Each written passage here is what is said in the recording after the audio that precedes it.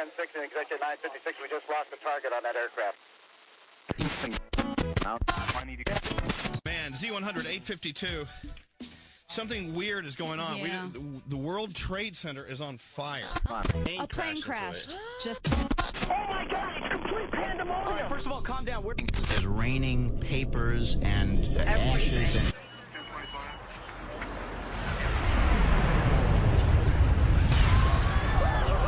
Second airplane, a 727 just ran into the facility. Oh my God, it was a huge explosion. Forget about the damn car. People are jumping out the windows. Over there, they're jumping out the windows. Freedom itself was attacked this morning by a faceless coward, and freedom will be defended. We're not going to be stopped. We're not going to be deterred. We're not going to stay at home. We're not going to be frightened. We're going to live our lives as Americans. I pledge allegiance to the flag of the United States of America. We're all brothers. We all got to stick together. One nation, under God, indivisible.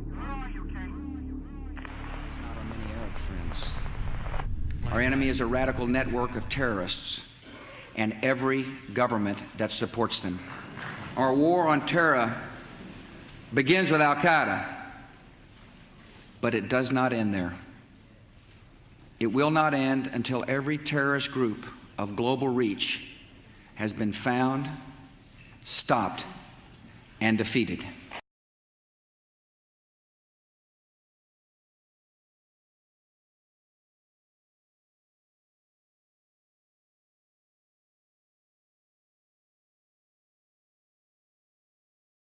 The FBI is responsible for more terrorism plots in the United States than any other organization. More than Al-Qaeda, more than Al-Shabaab, more than the Islamic State, more than all of them combined. I've spent years poring through the case files of terrorism prosecutions in the United States, and I've come to the conclusion that the FBI is much better at creating terrorists than it is at catching terrorists. Since 9/11, there has been case after case of documented cases where the FBI has been overly aggressive toward the Muslim community, right? The watch list is part of it, right? There have been, a lot of people, including, as I mentioned, people like former Senator Ted Kennedy, who were put on the watch list for totally arbitrary reasons. That in the rush to kind of keep America safe post 9/11, the government created agencies and created programs that were never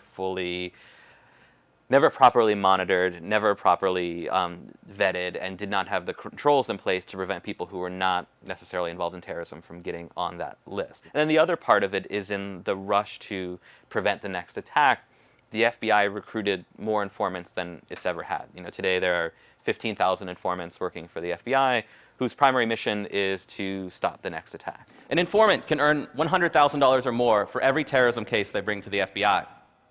That's right, the FBI is paying mostly criminals and con men 6 figures to spy on communities in the United States, but mostly Muslim American communities.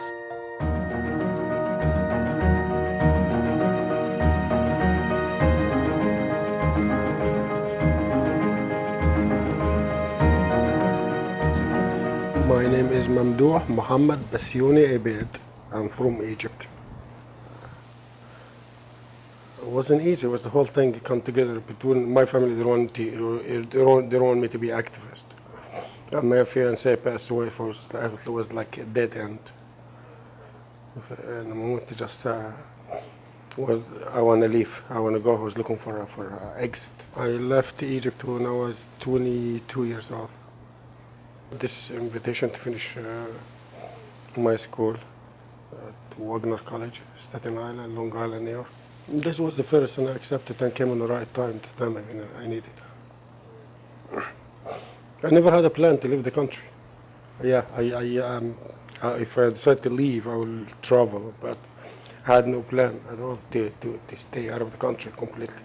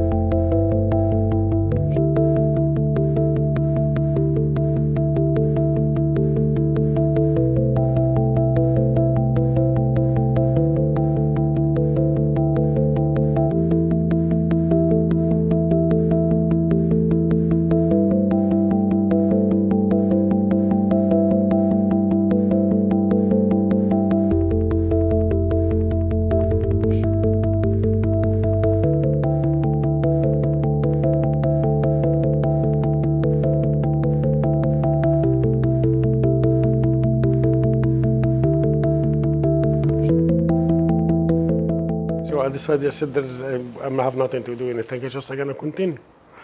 So I opened Exotic Bite 2002, April 2002. I continue. Used to be a place called Shakams, and basically Muhammad Atta and the hijackers of 9/11, what I heard after, not before, after everything, they used to hang out with them.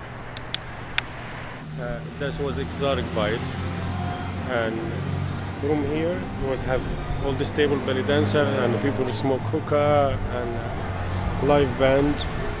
That's one of the things that make me basically makes more after September 11, makes more focused, like to get people together. You know, it's this music or this culture or this food. It's Arab and Jew. This Arab and Jew are the same thing. So my focusing was like, you know, to make the place a place for everyone, to get everyone together. I was a ballet dancer. I was at the hookah lounge outdoor, and it was a great environment, and everybody was happy.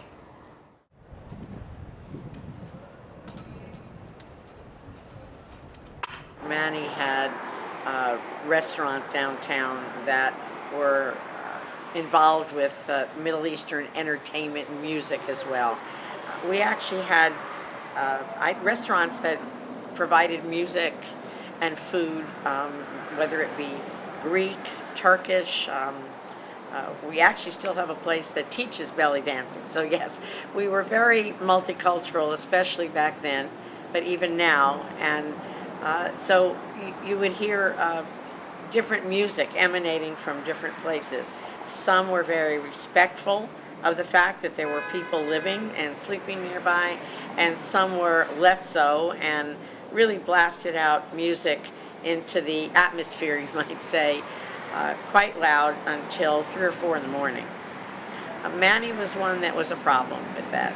And in fact, I had so many complaints that I asked the police to take me around. I think I met him at 12 or 1 in the morning and had them drive me around so that I would see and hear for myself. And before I would see anything, I could actually hear things. He was not the only culprit, but he was one that seemed to stay open the latest. So in early 2000, I was working for an alternative news weekly in South Florida called New Times, and I initially met Manny, I think the way a lot of people in South Florida met Manny. I went to his restaurant and met him there and didn't really think much of it other than that he was a guy who ran a restaurant. And then there was this big news that he was arrested and suspected of being a terrorist. And that's what I got arrested. Right here, see the tree there? This was 2 FBI agents who were sitting there under the second tree there. Basically, I'm walking around and I saw police, and the police told me they took the order from them. They are under arrest. I remember there were kind of protests outside his restaurant. At one point, the local TV news had a picture of something that they had handwritten saying, you know, Manny's not a terrorist. He's never been involved, you know, in anything against the country. I'd read the daily news as it was coming out, and eventually Manny was released, right? And then I felt like it was a good time to kind of go and tell Manny's story. So one of the interesting things that came up when I was researching Manny's story was that there was this nexus with these other stories that I'd written.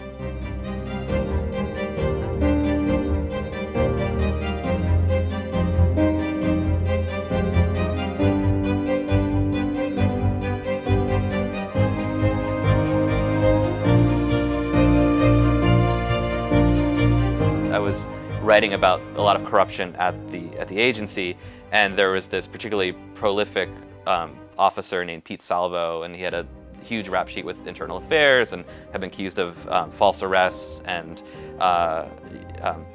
abusing people in his detention. And so what was interesting is that Pete Salvo, the guy I had always been suspicious of and had been writing about for a couple of years, was the guy who made the arrest.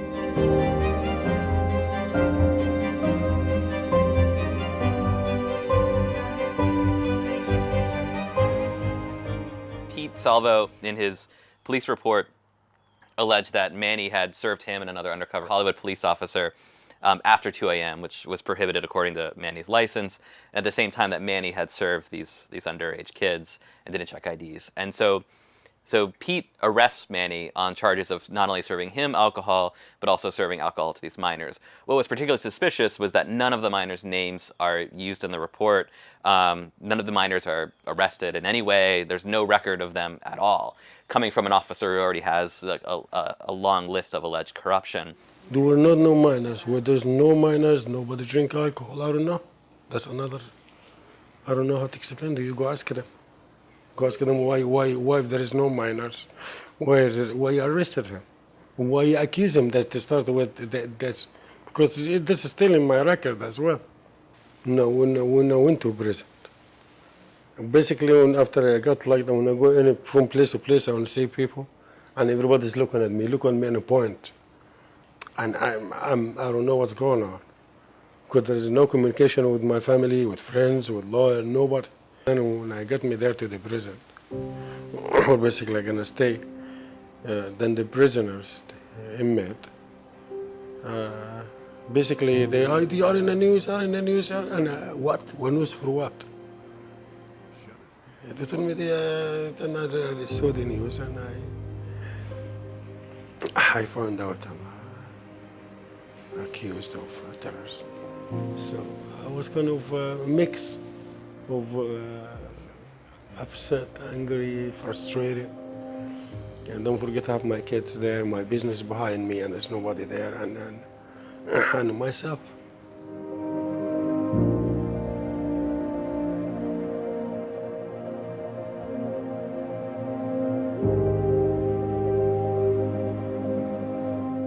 After the 9 months, he was released. He looked very different. It felt like more than a year passed by without me seeing him. It was like 9 months, so he just looked very different. He was different. The fact that the government thought my dad had ties to a threatful group like that, like a terrorist group, it was crazy, because if something was happening, I would have known. I know my father doesn't have any ties with Al-Qaeda. He barely even talks to his family in Egypt. They ran all, like, the background investigation, every document through, like, all the businesses he owned, and they didn't find anything, not one single thing.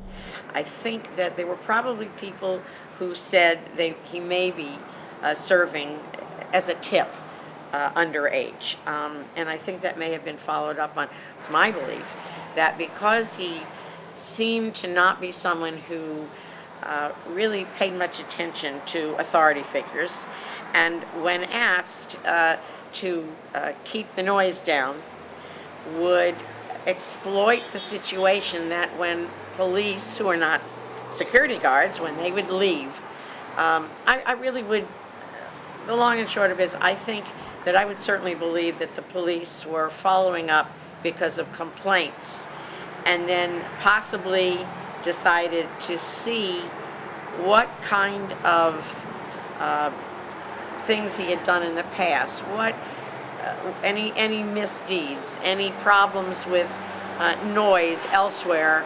And when you look into a person's background, often something is found that you had no idea was going to be there.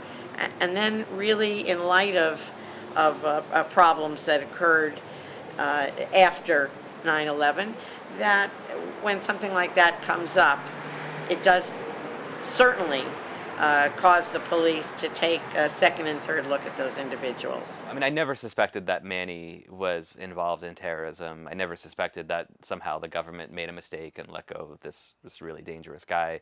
And so I confronted at the time the Hollywood Police Department about this and asked, like, how come there wasn't this case, right? And the case was so weak that it was dropped. There were never any criminal charges brought against Manny Vaid. And Tony Rohde, who at the time was the Hollywood police spokesman, I remember telling me, maybe there weren't any minors, basically admitting that they picked this guy up under false pretenses and then turned him over to the feds based on his listing on the watch list. And the reason that was significant is that's not how it's supposed to work. The watch list is not something that gives the government the ability to kind of pick you up and arrest you and see what's going on. The watch list is just like they're supposed to be suspicious of this person. It's an internal kind of document. Somehow I would surmise someone from the FBI told the Hollywood Police Department that Manny Abiaid was on the watch list. And so the arrest was just a way of kind of hauling him in and being able to turn him over. And so what ends up happening is that Manny is never actually charged with terrorism.